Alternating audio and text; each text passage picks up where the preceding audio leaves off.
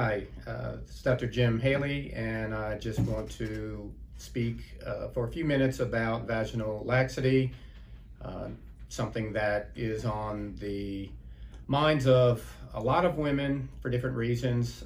But first off, to let you know that it's something that is normal. It is something that occurs very, very frequently.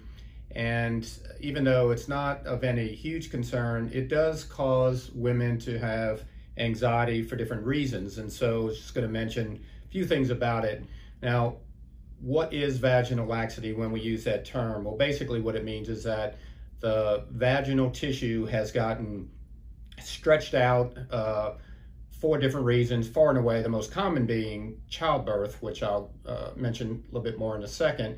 But the vaginal tissue is naturally full of collagen and fibrin, and it's like that so that it can accommodate when a baby comes through the birth canal, and so that's good. However, when that occurs, things can happen as a result, and so it is good that we have that stretchiness of that tissue, so to speak, but then following delivery, we can see some results of that aren't necessarily to a woman's liking.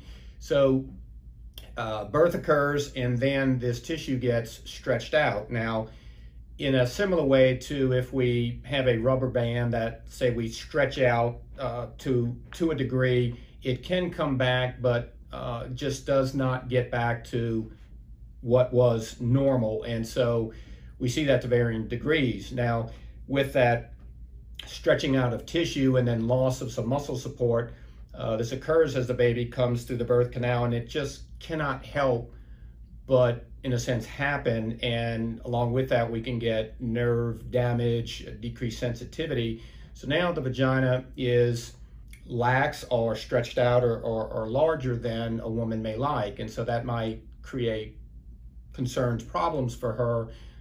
One of the biggest things may be appearance. Another thing may be with intercourse, that intercourse just is not as pleasurable. The vagina is a little bit larger, there's less friction, so it just doesn't feel quite as pleasurable.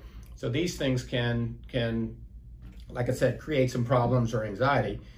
Now, it's not a health concern, but if there is a desire to do something about it, some of the more simple things would be Kegel exercises, which can help to a degree. It can't, again, return things back to how you might like, but Kegel exercises, there is pelvic physical therapy that's available, things like that.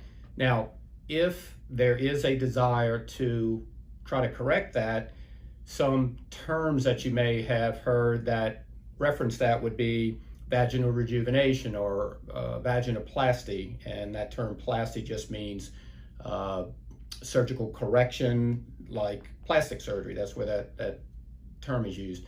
So this type of surgery or procedure can be done to help.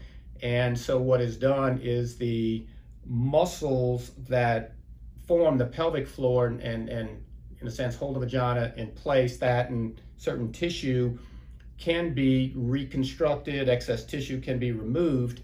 And by doing that, really look to get the vagina back to as best a state as possible, even a pre-baby state.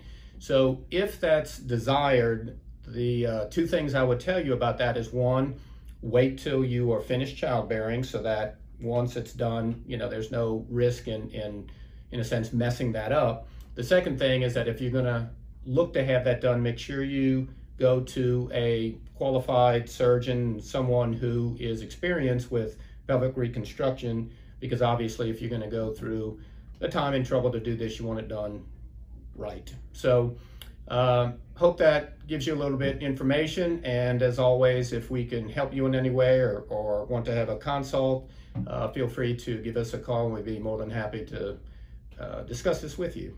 So thank you.